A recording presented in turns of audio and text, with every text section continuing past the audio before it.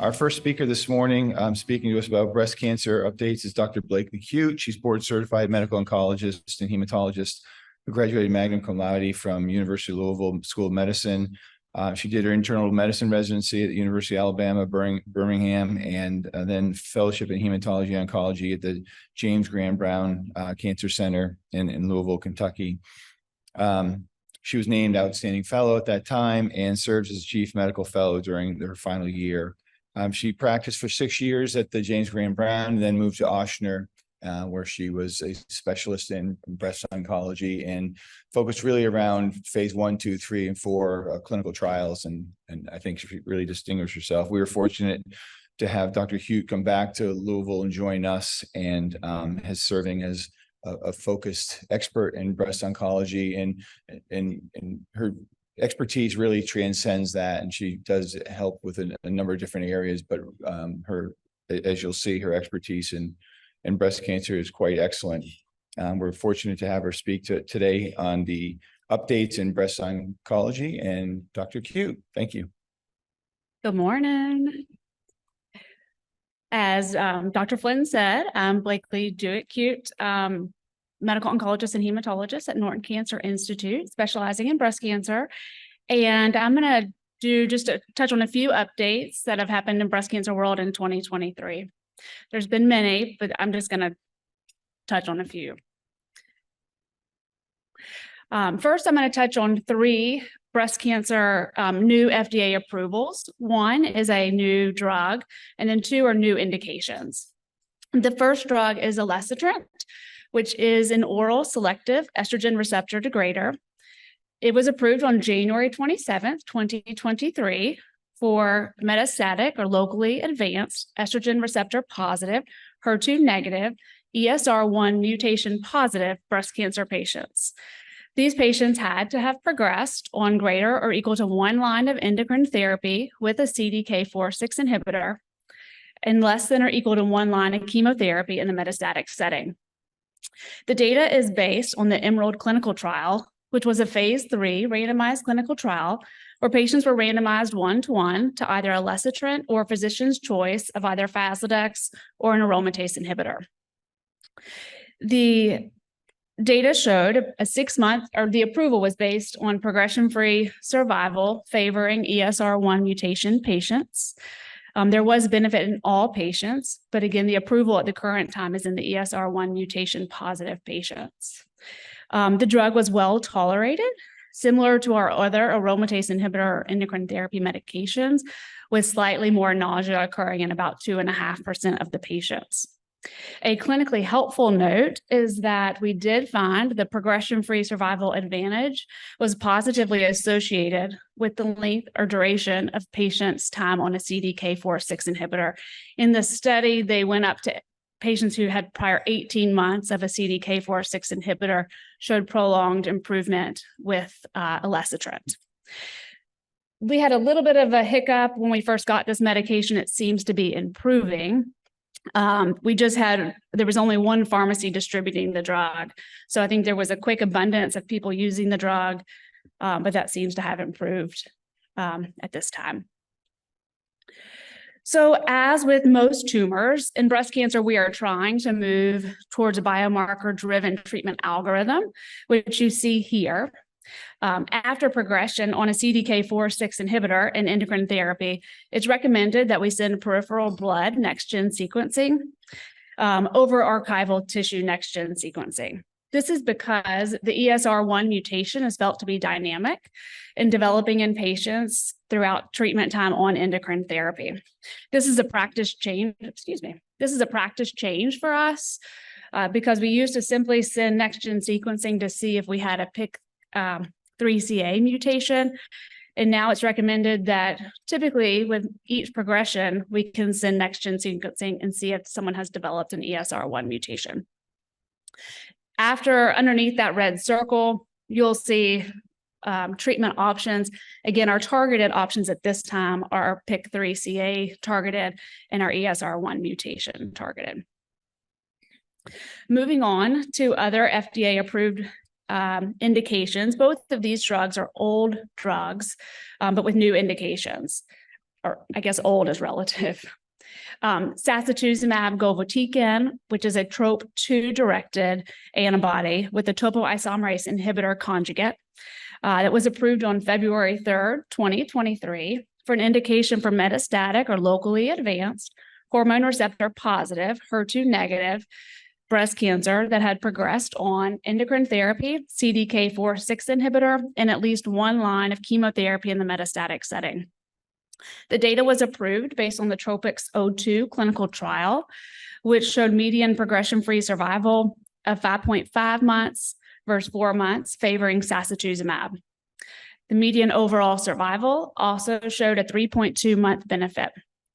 Major side effects with sacituzumab are neutropenia, which clinically I've seen more severe in the first couple cycles and then seems to improve, as well as GI toxicities.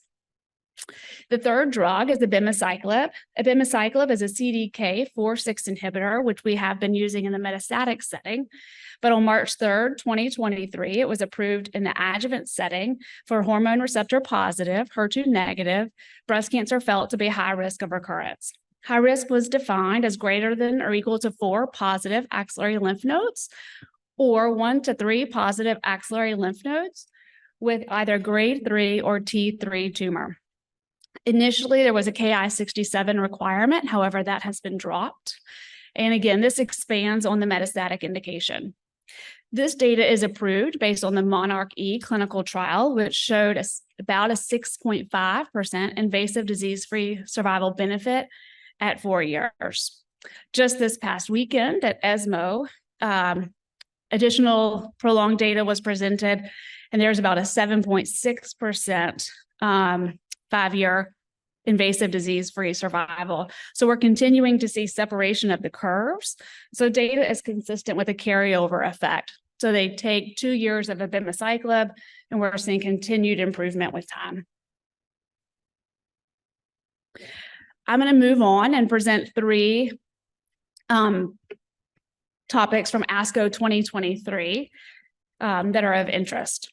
The first one is ribociclib and endocrine therapy as adjuvant treatment in patients with hormone receptor positive, HER2 negative early breast cancer.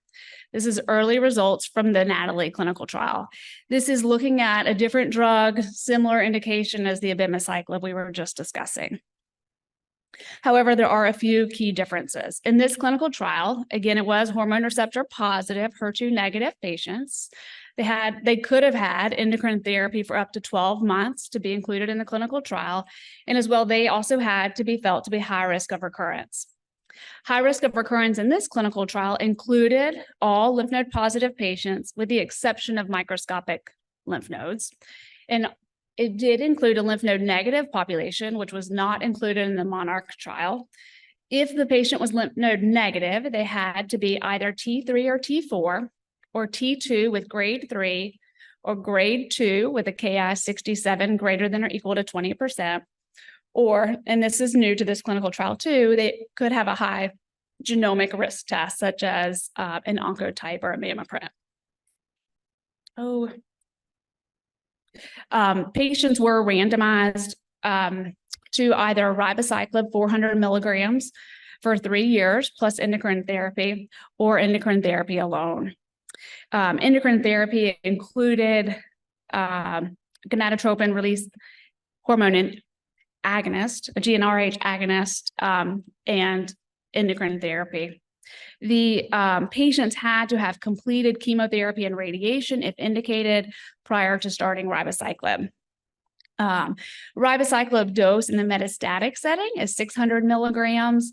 In this clinical trial, they did 400 milligrams with hopes of improved toxicity. The extended duration of therapy, 3 years compared to other studies which tested 2 years or less, was felt to be crucial to prolong cell cycle arrest and drive more tumors into irreversible senescence. In the study, the average age was 52, with a reasonable mix of pre- and postmenopausal patients. The majority were stage 3, 60%, and the other 40% was split between stage 2A and 2B, and approximately 28% were lymph node negative. The outcome showed that approximately 2.2% absolute distant disease-free survival benefit with ribociclib endocrine therapy compared to endocrine therapy alone, and a 3.3% absolute invasive disease-free survival benefit with the combination. There is a trend towards improved survival. Median follow-up at the time of presentation at ASCO was only 30 months. Again, just recently covered this weekend at ESMO, there was updated 3-year invasive disease-free survival benefit. They were looking at subpopulations to see if there was one population that benefited more than the others, and it was seen the benefit, it was seen in all populations, lymph node negative, lymph node positive, premenopausal, postmenopausal. Here is an overview of our CDK4/6 inhibitor trials in our high-risk hormone receptor positive adjuvant setting. In the blue are trials evaluating palbociclib, which unfortunately have not shown invasive disease-free survival benefit at this time. In the green area is the Monarch E trial, which is our current indication for lymph node positive high-risk breast cancer with the abemaciclib. And the pink/purple is the NATALEE clinical trial, which includes the lymph node negative and genomic testing. Of course, we have to be careful with intertrial comparisons, but this is just a brief summary. Another interesting article presented at ASCO evaluated the impact of repeat biopsies in metastatic triple-negative breast cancer on HER2 status.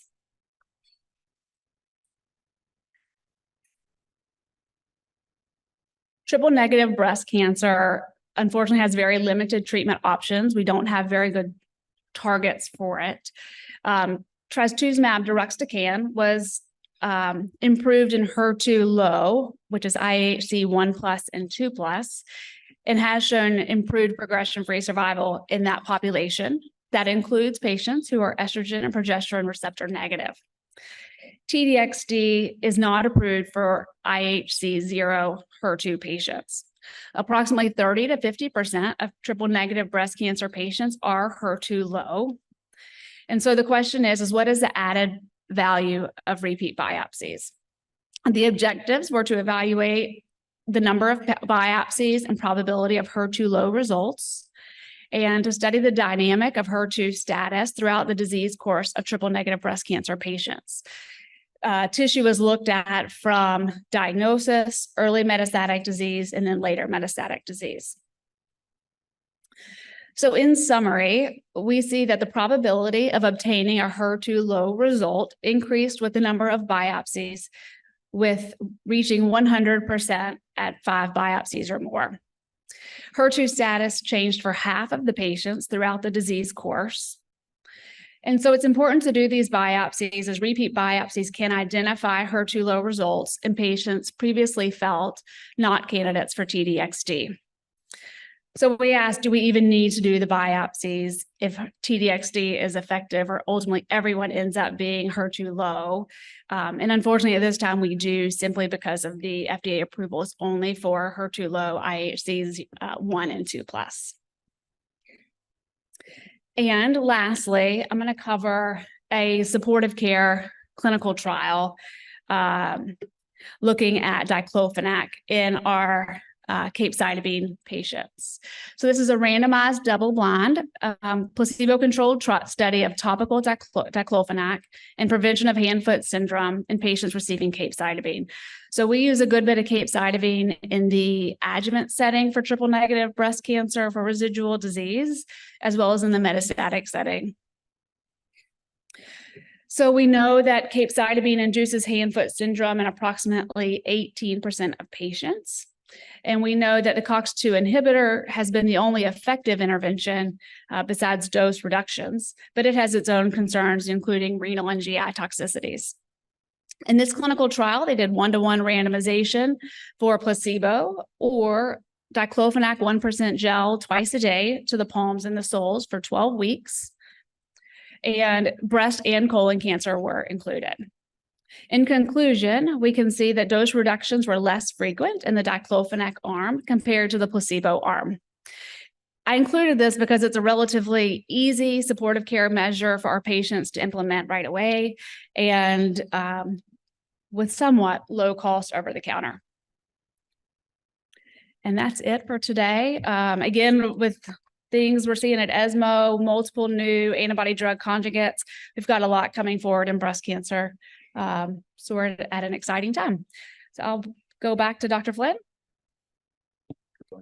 So a question I have is if you could maybe clarify for some of the ERPR positive patients, HER2 negative, the data you presented, what does that do to change for actual clinical practice? So the clinical practice has changed pretty quickly with the abemaciclib approval. So almost right away, we started adding abemaciclib. So patients would complete their chemotherapy. It seems like a long course, but they complete endocrine therapy. I mean, they complete chemotherapy, radiation, and then almost right away, they're usually already on an anti-estrogen at that point. But we have to add abemaciclib. Not we have to. We typically add abemaciclib if able. So it's another drug they add kind of to the repertoire.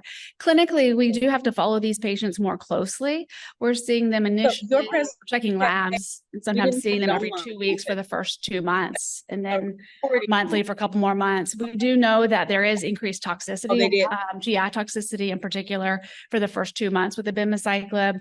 Interestingly, when the metastatic setting at ASCO, it showed that even with the reduced dose of abemaciclib down from 150 to 100, we have still survival benefit and better toxicity. At ESMO, they just presented that same situation exists in the adjuvant setting. And the thought is that if we're following these patients closely, rather than have them discontinue treatment completely, which sometimes they want to do because the GI toxicity, that if we follow them closely, we can clinically dose reduce them and keep them on the drug and still have good clinical benefit. So I think a lot of us have initiated this right away. So it's really been great. And it's nice to be able to show data is continuing to be evaluated. It's nice to be able to show that even after when you do 2 years of therapy, you're getting benefit, increasing benefit, years 3, 4, 5, and we suspect so on. Any other questions for Dr. Q? Again, thank you very much.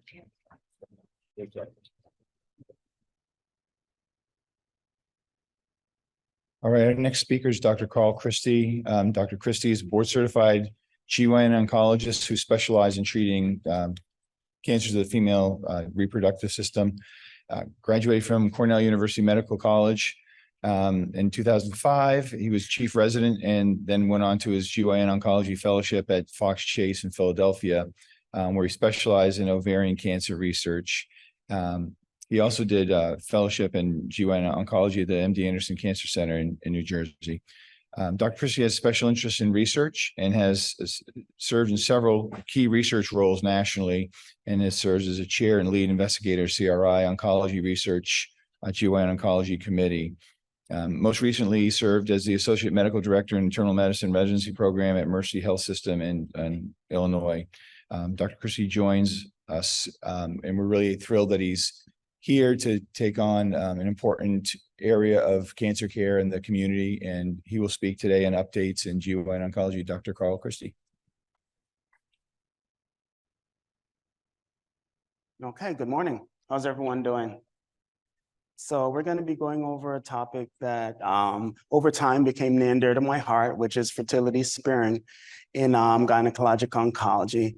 And it was just birthed with many patients coming into the clinic with misconceptions that it is hopeless with a diagnosis of cancer to go on to possibly have children.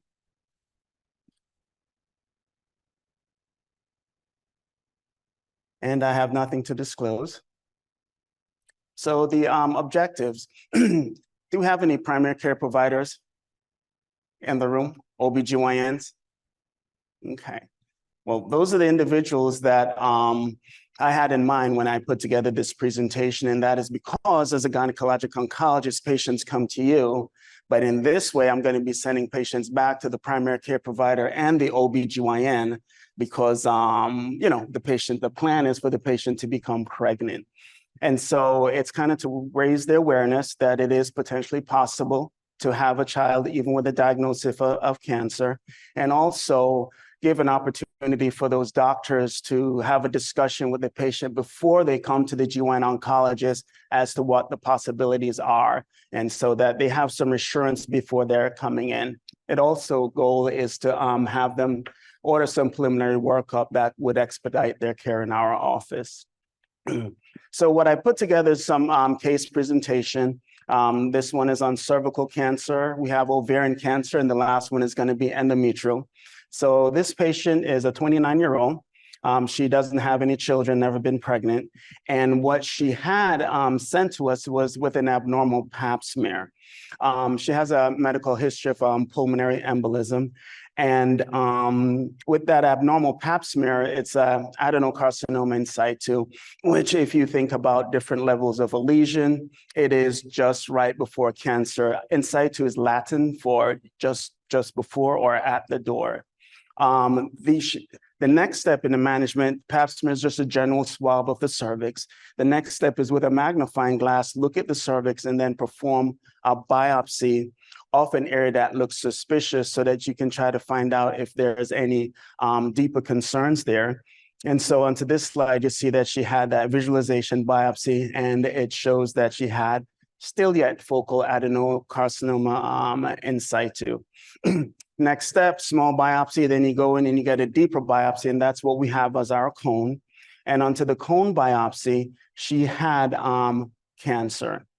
So the cancer also extended within 1 millimeter of the margin. And so pathologists are awesome because 1 millimeter is so small, and they can say, oh, it's almost 1 millimeter for me. I'm like, well, probably it is, but these guys are amazing that they're able to kind of, sense the difference in that. And so the patient also had a scraping of inside of the cervix, which is kind of the bottom information there where there wasn't any cancer, and that's the part of the cervix that has the glands that are in that area. So ultimately, the patient had the less than 1 millimeter, but close to the margin. And to show my amazement of a pathologist is under the microscope, they're able to tell the difference between the peak of a pencil versus a crayon. And so that just gives you perspective that, what I appreciate that they're able to do is to get that close, because that 1 millimeter does make a difference for the patient's care.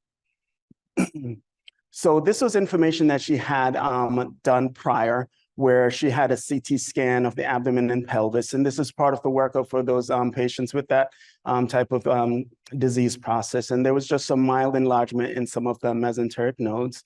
She also had a PET CT scan now with the diagnosis of carcinoma. And so what we're looking at, what we're trying to get at is, are there disease sites elsewhere inside of the individual's body, because they have to make criteria for fertility sparing approach.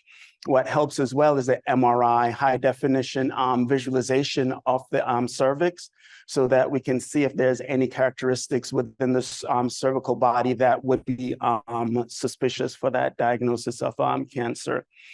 And so at the end, she was a stage 1-2A. We'll go into pictures of that and what that all means. And then she desired fertility.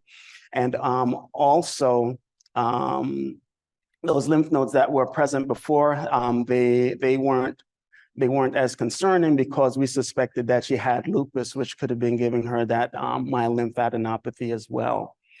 So in her case, what we ended up doing was to repeat the cone. So again, a patient within 1 millimeter, it is so close, we want to make sure that there isn't any hidden disease process left behind. And so what we do is that we recone again.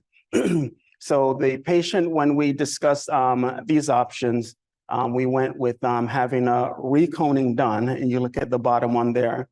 And we also did a pelvic lymph nodal dissection, which is standard of care when we're looking at a margin that is so close.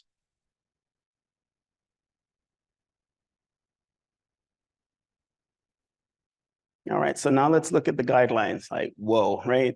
And so the NCCN guidelines does a great detailed job of going through the nooks and crannies of what a patient would meet criteria for fertility sparing approach. And so, as you can see, straightforward in the NCCN guidelines, it is there. So now what I'm trying to do now is to break down all of this fascinating but complicated information.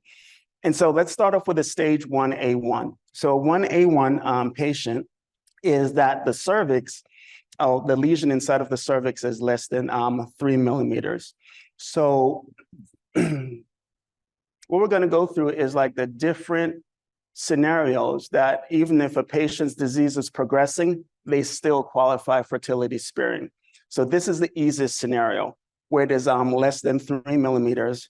Lymphovascular space invasion is the cancer is trying to go through the tubes of the lymphatic system, not necessarily at a lymph node yet, and this patient does not have that. When a patient has that criteria and the excised area of the cervix is clean, that they don't see any cancer there, that patient then qualifies for fertility sparing approach to her care. Now, if the margins are involved, as I said before, a re-excision is done of the cervix. This image there where you see it's kind of the 3 millimeters and then the 5 millimeters, when it's going up to 5 millimeters, that's what we call a stage 1A2. So because it's a little bit deeper into the cervix, and then in a patient now that has LVSI, which is lymphovascular space invasion, the recommendation is not just to take kind of just a cone of the cervix, which is like a little wedge. What the recommendation is now is to remove the entire cervix and leave the uterine body. So if you look there onto that slide where it points to cervix, all of that area is going to be removed, and just the uterine body is going to remain in that scenario where we have lymphovascular space involvement. Another option is for a repeat cone that is in the guidelines as well, but most providers in that case would probably lean towards the trachelectomy. And that's the name of the procedure for removing the entire cervix. Now, the cancer, so this is amazing, right? We're going like millimeter and millimeters, so that's why we love pathologists. So now if it is greater than 5 millimeters, we're looking at a patient that is a stage 1B1. And so it is so deep that we just straightforward recommend a trachelectomy in these patients. And not only the lymph nodes that are in the pelvis that are close to that region, but there's such high risk that we also want to sample the lymph nodes that are in the upper abdomen so we could get an appreciation of if there's any disease spread. Now, I thought to myself, I'm going to say trachelectomy. No one's going to know what that means. And so this depiction here, as you see the cervix descends inside of the vagina, the trachelectomy shows that the entire cervix is removed. Then how does the pregnancy stay in? So what we do is we actually put a stitch around the bottom of the cervix. If my legs was the cervix, it's like my belt, and we tighten it. So that is where the pregnancy stays in. And conception is an amazing thing. It still will happen. They'll find a way through that tight stitch and it will happen. And so at the time of delivery, these patients are delivered by C-section.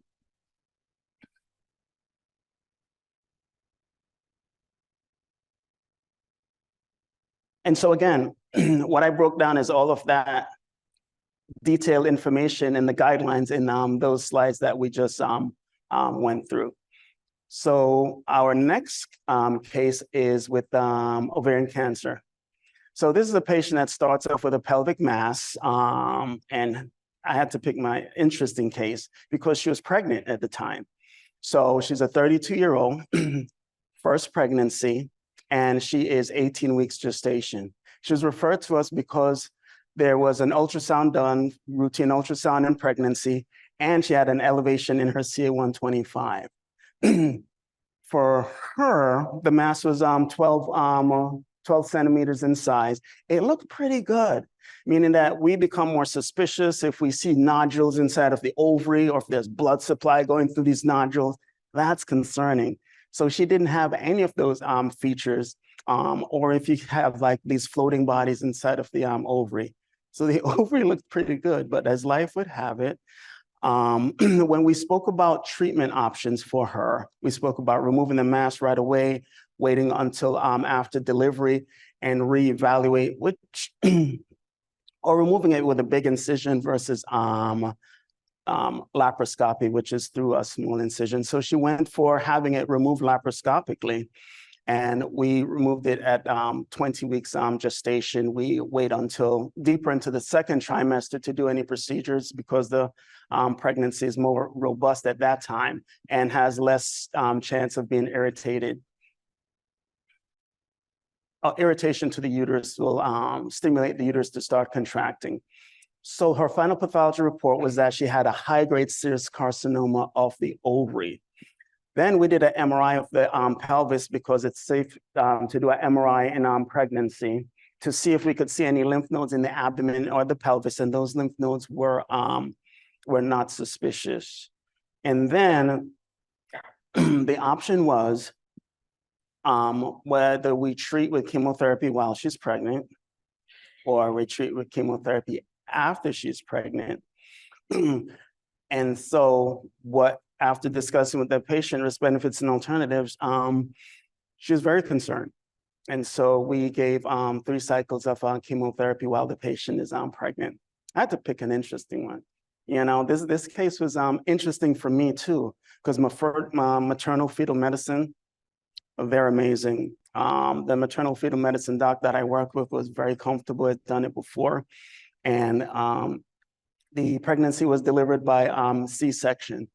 So in the guidelines, a patient can do just 3 cycles if they are surgically staged, but if they're clinically staged, which is with the MRI, then you're forced to do a whole 6 cycles. So at the time of C-section, we went ahead and did the lymphadenectomy and the staging for the cancer at that time to limit the amount of chemotherapy that she would need.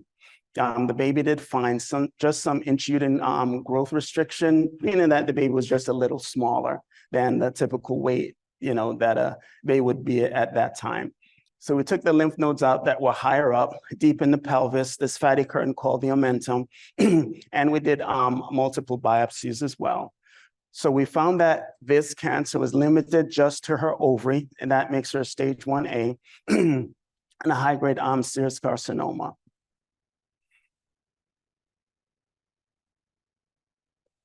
Now,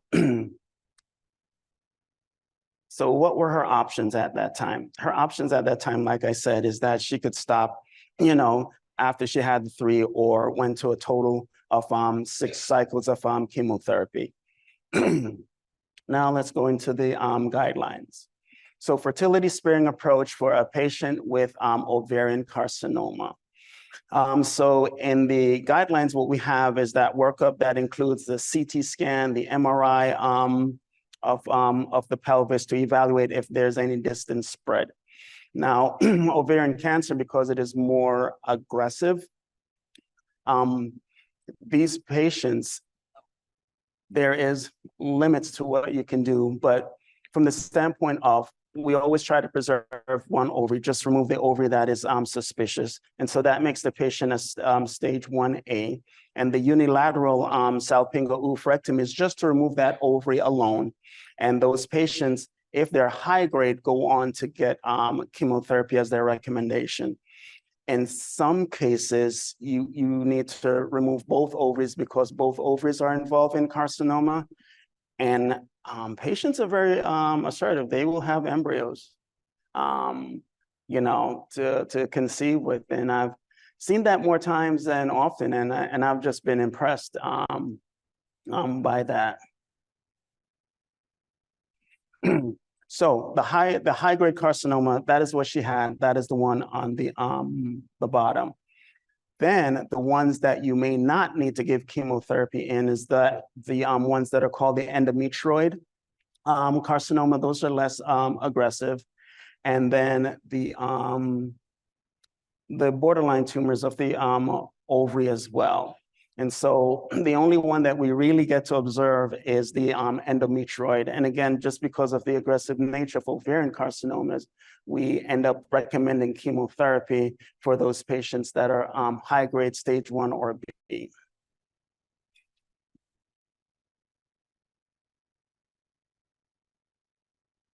And that's what we just went through, remove one ovary or both ovary. And the uterus is preserved in those scenarios. And again, that is an opportunity for still that patient to conceive, because for every patient is different. That aspect of still having a uterus and being able to carry a pregnancy is important. Oh, and this is where I go into the other tumor types, such as the early stage invasive that we just looked at, the low malignant potential tumors, germ cell tumors, and the mucinous tumors and sex cord tumors. So those are other differentiation of tumors that are essentially less aggressive than the serous carcinoma. With the mucinous type, one of the things that we always have to make sure is that the origin of this disease is not coming from the GI tract, such as the appendix. We usually remove the appendix in those type of surgeries, and the patient is evaluated for, we just run the bowel. I guess that's the way a surgeon says it. We just go through all of the intestines to feel if we feel any nodules or abnormalities there. The borderline tumors of the ovary. So borderline tumor of the ovary is kind of like its own entity. And what happens in a borderline tumor of the ovary is that a patient is at high risk for a cancer diagnosis. Most studies quote over 5 years, there's like a 2% chance of that patient developing carcinoma, but we still follow them in the same way. And it's kind of a disease process that we're careful with, because doing the full exploration and then biopsying different sites, 30% of the time disease that is hidden can be found. And so for that disease process, we are pretty thorough, even though it's not as ominous, let's say. So for our last case that we're going to go through is endometrial cancer.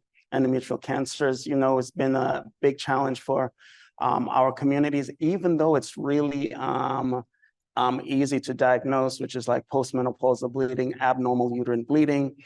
It's one of our cancers that presents itself more forward than the others. And so we'll go through how to preserve a woman's fertility in this scenario, which is a patient would present abnormal uterine bleeding, and she's been having it for the last 3 years. An endometrial biopsy is done, which is just a pipelle going inside of the uterus. You do a biopsy, and the cancer is found. She's been referred to us for this diagnosis, and her treatment options could be a hysterectomy, but she's fertility sparing, so she doesn't want that. Hormonal therapy could be used as well, and the placement of an intrauterine device. So for the patients that go on hormonal therapy, what we utilize is Megace. So Megace is 40 milligram dose twice daily, and the highest dose that is shown to have efficacy is 320 milligrams. So part of the workup that we do with these patients is we get an MRI. We're looking at the thickness of the uterine lining and how far, if there's any disease process marching up through the uterus, and that is really well laid out on an MRI and an ultrasound. The CT scan abdomen and pelvis looks at if there's any distant metastatic disease. And so for the NCCN guidelines, so the NCCN guidelines regarding fertility sparing in patients with this endometrial cancer pretty much wants the disease process to be just in the lining of the uterus.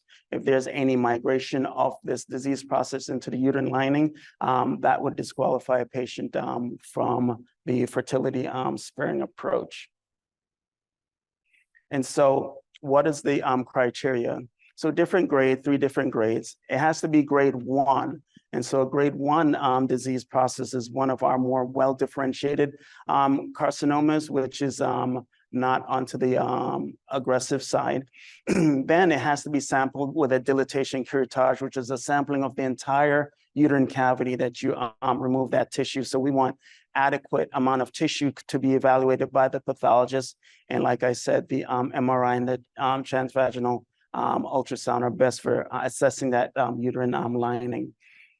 Other one, which I thought was interesting, the guideline put in there, no contraindications for pregnancy. Is like, oh, right. We have to not just focus on the patient, but then there are other medical issues that have to be taken into account as well as you counsel these patients, because the guidelines also tell us that we have to communicate to the patients that it is not standard of care for this approach.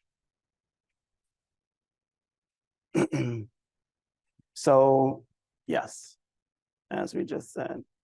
Now, how is this followed up? So the patient is either started on hormonal therapy by mouth or an intrauterine device that's placed inside of the uterus to help suppress the hormones that may stimulate the endometrial carcinoma from growing. And so after that biopsy is done, the next follow-up for the patient is going to be in 3 months. And then 3 months after that, we do expect to at least tell the pathologist, tell us that they're seeing some change in hormonal effect by the 6th month. And after the 6th month, then we can follow 6-month intervals to kind of just check to see how the patient is doing from a hormonal standpoint, suppressing that carcinoma. If the patient by, let's say, the 6th month to a year afterwards, if the cancer is still present, the recommendation is a hysterectomy at that time. The other time for a hysterectomy is once the patient has satisfactorily completed her childbearing. So again, these are the 3 agents that are most commonly used for fertility sparing in endometrial cancer. And it was great going over this topic with you all. Okay. Surprisingly, I do have one. Maybe just talk a little bit. You mentioned your collaboration with MFM, but what that looks like, because as you ask for people to raise their hand if you're OB or primary care, but for the medical oncologists and others that focus in that area, I think there's a lot of overlap, even though we may not be dealing with some of the reproductive cancers. So with working with the maternal fetal medicine providers, what they do throughout the pregnancy is that they perform an ultrasound of not just the pregnancy itself, but also the umbilical cord going to the pregnancy to see if that umbilical cord is shortening or shrinking, which is decreasing blood flow to the pregnancy, which gives an indication that the pregnancy might not do as well. And so we want to find that out early. Also, the electrolytes do affect the pregnancy as well, and so they kind of do blood work with the patient to make sure her electrolytes are doing okay. And think of what else they did, because their math is amazing. Like I sit there and I watch their ultrasound and they're calculating all of these numbers, and what they look at is the placenta itself to make sure that the placenta is still staying robust throughout the pregnancy. Yeah. Just repeat it again. Oh, I just repeat the question. Let's restate it. Yeah. So the molecular treatments for second line therapy, is that the Second line treatment for ovarian cancer? What are you doing? Oh. Are you using molecular therapies? Oh yeah, all patients get tested for molecular therapy at the first time of biopsy, and whenever there is a target that we can use, we utilize it as part of our second line. And so, it's very popular. Some of the times targets are kind of hard to get, but whenever we do find one, we utilize it. Absolutely. Absolutely, yes. Okay, so just because the people at home, the second part of the question was, do you explore clinical trials? All right. Any other questions? Thank you, Dr. Christie. Okay, thank you. All right, our next speaker is Dr. Joe Malley. Dr. Malley did his medical training at Temple University in Philadelphia, and then went to The Ohio State University, where he did his internship, residency, and fellowship in hematology oncology, and he did a T32 fellowship in clinical research. Dr. Malley focuses predominantly on blood cancers, and he's going to speak today on lymphoma and lymphoproliferative updates. So Dr. Malley. Hi, everyone. As you know, I'm Joe Malley, one of the oncologists. It's my privilege to be here with you today to talk about one of my clinical interests, that being malignant hematology, and more specifically, lymphoid malignancies and lymphoma. Be updating on some of the really interesting data that was presented at ASCO this year. I think for anybody that's been doing this a little bit longer than me, there was a time when if you wanted to be aware of the data for malignant hematology, you just paid attention to ASH, but that's certainly not the case anymore. A lot of things coming out at ASCO these days, and so you have to be aware of both international meetings. Let's get started here. So here's my topics and the learning objectives, and we'll review each one of those bullet points as we go through. So let's get started with this.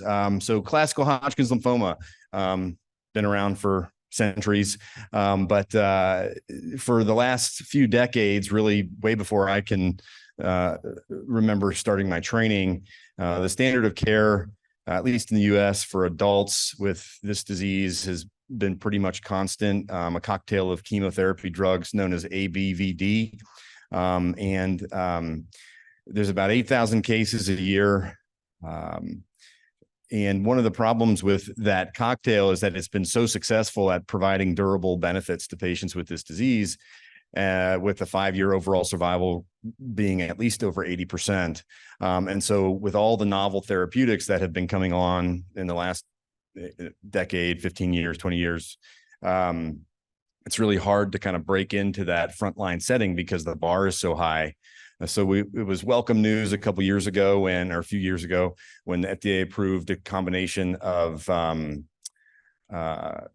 medicine known as brentuximab vedotin, or Adcetris, and that has kind of now established itself as an alternate for frontline therapy for patients with classical Hodgkin's lymphoma. It's known as AAVD, or you see there the second randomization arm, the brentuximab vedotin plus AVD.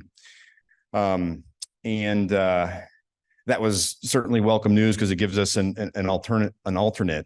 One of the things I think is really interesting, this is a frontline setting. This is a frontline study. And anytime you're going to incorporate new therapies into the front line, if the standard of care is so good, you have to have really good preclinical data that suggests that this is going to be as effective or better, because it would be unethical to put somebody on a study that would be substandard to a treatment option that has such a remarkably high cure rate. And so I don't have it depicted here, but the classical Hodgkin cells themselves have somatic genetic abnormalities that predispose those cells to being negatively impacted by blocking the PD-1, PD-L1 axis. And so this study was considered an ethical kind of randomization because of that strong preclinical data, and then also relapse refractory data that suggests that checkpoint inhibitors like pembrolizumab, nivolumab, and others are remarkably useful in patients with classical Hodgkin's lymphoma. So you can see the study design there on the left. It's a 1-to-1 randomization, and standard 6 cycles, which is standard of care for patients with this disease, with advanced staging. And you can see the survival curves there. The 1-year progression-free survival with the checkpoint inhibitor nivolumab, in inclusion with the anthracycline and the vinblastine, is 94% versus the 86%. So that at 1 year, that's a 50% reduction in progression. And that's pretty remarkable, given, again, how remarkable these treatment options are for patients with these diseases. The overall survival data is not yet mature, so we're expecting that over the course of the next couple of years. but certainly hopeful based on that equivalence, if not improvement, on the progression-free survival from something that's already very, very good. So I wanted to highlight some stuff about the toxicity when you're dealing with patients with these diseases and these novel therapeutics. I don't have it depicted here very well, but like classical Hodgkin's lymphoma is really challenging because the disease spans the decades of our lives. You know, you see it as early as 10 years old and into patients in their late 80s. And so identifying treatment strategies that can be permissive from a toxicity perspective for patients in all those age ranges is challenging. And so the investigators for this study applauded them significantly because they were the first to include patients from age 10 all the way into their mid 80s. There's classically a break between pediatric oncology and adult oncology, and they don't always kind of see eye to eye with regard to the various treatment options. And so this was a refreshing concept that now we can kind of unify that, especially with such an effective strategy. But that has a significant impact on the toxicity. And so with ABVD, the classic chemotherapy cocktail, neuropathy is always a big problem when you're dealing with chemotherapy drugs, and it certainly is the case with ABVD. And when the new treatment regimen a couple of years ago came out, the brentuximab vedotin, including chemotherapy cocktail, although it was welcome news because it was a new option, that drug does not decrease the rates of toxicity associated with treatment. It can actually increase the rates of toxicity. And so, you know, you can think of teenagers, 20-year-olds, everything we do is, hands and touch and stuff like that. And so long-term neuropathy is a really big concern for patients with these treatments. And so with the nivolumab arm of the study that I'm reviewing, there's actually a 50% reduction in neuropathy in comparison to the brentuximab containing chemotherapy cocktail, which is, again, welcome news. One of the interesting things about the data that was presented is that the rates of absolute neutropenia or neutropenic fever was actually significantly increased in the arm of patients that were on the nivolumab arm, which was surprising for anybody that uses nivolumab. It doesn't typically cause significant neutropenia, but on review, it looks like that was maybe a result of the incorporation in 98% of patients in the brentuximab arm of using growth factor support. And it was only around 45% in the nivolumab arm. And so that kind of would explain the difference there. And then this slide, the reason I put it up there is because, at least in my view, when you're using a checkpoint inhibitor, the primary concern with that is that what's the likelihood of experiencing the inflammatory toxicities associated with checkpoint inhibitors, colitis, hepatitis, pneumonitis, all the itises. And what you can see there is the comparison doesn't really reveal that the nivolumab containing arm of the study had an increased risk of that. And that's likely a result of just the truncated, or not truncated, but the shortened treatment interval, 6 cycles of therapy versus what we do in solid tumors, where you kind of put these patients on these drugs and you continue them, years if you can. And so I think that explains that. But I think this is really an awesome potentially future upfront management strategy for patients with classical Hodgkin's lymphoma. So we'll be looking forward to additional data there.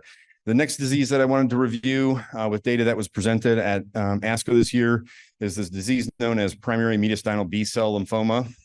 Certainly not as common as classical Hodgkin's lymphoma, but certainly very interesting. I do want to make a little plug here that this is a international extranodal lymphoma working group study, and we're happy to report that the Norton Cancer Institute participated in this study. And so some of the patients that you'll see data on were under NCI's care. This is a really interesting disease because it typically presents with a large mediastinal mass. And so patients are significantly symptomatic from it. And it was really important when PET scans came around because you can utilize that in lymphoma to better understand remission status for patients. If there's activity or brightness on a PET scan at the end of treatment, despite the fact that there's still maybe a residual mass in the chest, that those patients are considered to be in remission, even if there's still residual tissue that is apparent on the images, as long as it's not active or it's not metabolically active on a PET scan, that's still considered remission. But old habits die hard in medicine. And so before PET scans were readily available, that residual tissue was usually radiated with good intention. But as PET scans became more widely available, the question started being asked, do we have to do that radiation? Is, the toxicity associated with it worth it? And so this study randomized patients, if they had been able to achieve a metabolic remission at the end of their 6 cycles of therapy, to 1-to-1 to whether or not they get that mediastinal radiation to the center of the chest, or to just standard post-treatment surveillance or observation. Let's see here. So it's nice to see this remarkably transparent survival curve there, where the difference at 72 months was 96% survival in the observation arm and 98% in the radiotherapy arm, which is not a statistically significant difference. And certainly to folks that manage this disease, probably not a clinically relevant difference. So I think this data is practice affirming. I think most medical oncologists in the US were already kind of managing this disease in this way. But this certainly, I think, puts that question to rest as to whether or not the benefit of radiation is worth it. Just interesting to note, there were 3 late adverse events in this study. I'm sorry, 6, and all of them occurred in the patient arm that that had been randomized to the consolidative radiation to the chest, second malignancies, and cardiac events. So the well-known kind of long-term downsides to thoracic or chest radiation for patients with that undergo that. So, and if you, I just want to mention, that third arm over to the left, that's for patients that had PET positive or did not achieve a complete remission at the end of therapy. The presentation at ASCO this year did not really touch on what happened to those people. But again, typically, if you did not achieve a remission on a PET scan at the end of your treatment, you move on to the next line of therapy, because we think that you have refractory disease. So that's why that wasn't included. But again, that was at ASCO this year. Pretty, like I said, practice affirming data. The third disease I want to talk about is patients with diffuse large B-cell lymphoma, or high risk, as you see on the slide. Diffuse large B-cell lymphoma can be hard to manage, but one of the things that we're learning is that, like, the disease can be histologically similar, but when you start looking at additional modern molecular data or additional clinical indices, that you see that the disease is widely varied. And so the standard of treatment for this disease for this patient population is a chemoimmunotherapy cocktail known as R-CHOP. And it's really remarkable because it does also have high rates of long-term survival. But when you start splitting the disease into the more aggressive characteristics and the less aggressive characteristics, you see that there are some significant differences. For patients with high-risk disease, R-CHOP really only provides about a 50% long-term durability of survival. And so that's really, an unmet need in medical oncology world. And so it's nice to see this study, which incorporates both that R-CHOP plus one of the novel therapeutic agents that we're using in the relapse refractory setting right now, known as epcoritamab. Epcoritamab is a BiTE intervention. BiTE stands for bispecific T-cell engager. And so basically it recruits native T cells to to attach and kill the tumor cells that express, at least for epcoritamab, CD20, which is the same target that's been around for rituximab for ages now. And so that's what this study, that's what this trial studied, as high-risk patients with diffuse large B-cell lymphoma, high risk being an IPI score or a risk stratification score of 3 or higher, or patients that have what's known as double or triple hit disease. And again, in clinical practice, when you see those buzzwords, that's a really dangerous circumstance. So patients typically would fail that R-CHOP treatment regimen. So again, you cannot decrease the dosing of the standard of care when it has a pretty good survival rate. So R-CHOP is given just like it has been for decades now. And this bite is given weekly during cycles 1 through 4, and then every 3 weeks for cycles 5 and 6, and then was actually given monthly for up to 1 year post completion of chemotherapy. So again, toxicity and efficacy, that's what everybody's after with these kind of things. So at 14 and a half months of follow-up, there was 100% response rate and 80% complete response rate, which again is remarkable when you're dealing with double, triple hit patients in that patient population. And again, at 14 months, anybody that had achieved a complete response was still in remission at time of report. So really encouraging information there for patients with super high risk disease. The toxicity profile is also remarkable because when you're adding to complicated treatment strategies, you worry whether or not you're going to see some new safety signals. And it was reported that there was not. You do see the safety challenges associated with bite, which you may be familiar with, something called cytokine release syndrome, neurologic toxicities. Those still exist, but they're relatively low grade. We certainly have remarkably well ironed out management strategies for those toxicities at this point. And there were no new signals with regard to the use of that epcoritamab drug. And then the cytopenias associated with R-CHOP were more or less the same as you typically would see with R-CHOP, where you get, low white blood cell count, low red blood cell count, low platelets. So, so no new safety signals. And this is still very early, but I think that we'll see follow-up data on this in the way of a phase 3 study. And, there are a lot of companies that are making these bite interventions. I think we'll see that coming up, being presented in a similar fashion in the coming years. Wrong way. All right, so just one last slide here. CLL is one of the more common lymphoid malignancies that we see. And I thought that this was really just encouraging also with regard to being presented at ASCO. So it's utilizing another novel immunotherapy intervention that we're using in malignant hematology all the time now, something called a CAR-T. I suspect most of you are familiar with that, but it's a cell therapy product.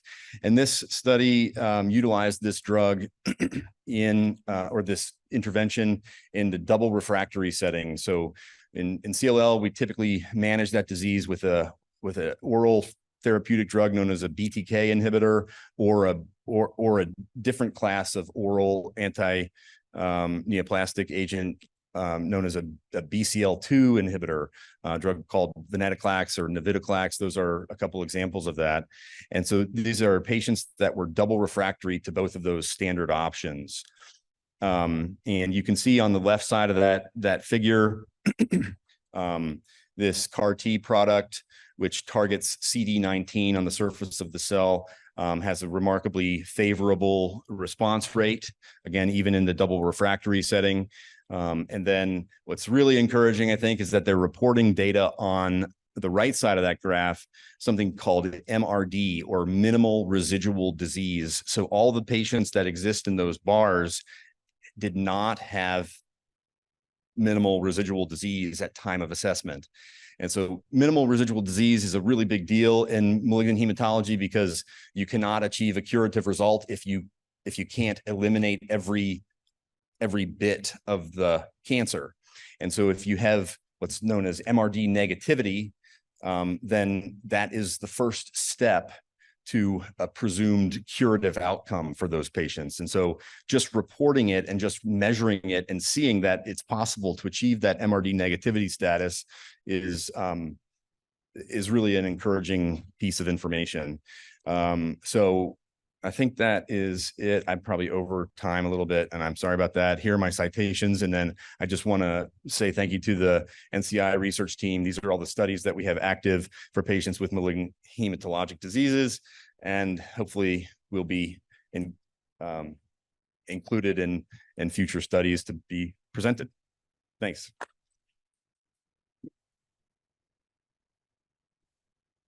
Any questions for Dr. Malley? I do have one. The first nivolumab or brentuximab with ABV or ABD. Are you seeing that really becoming the standard going forward, or is it too soon to tell? Or I think that it will be the standard. I think the toxicity concern, as long as the overall survival data is on par with what we know about ABVD and the AAVD treatment, I think that will become the standard because the toxicity profile is so favorable.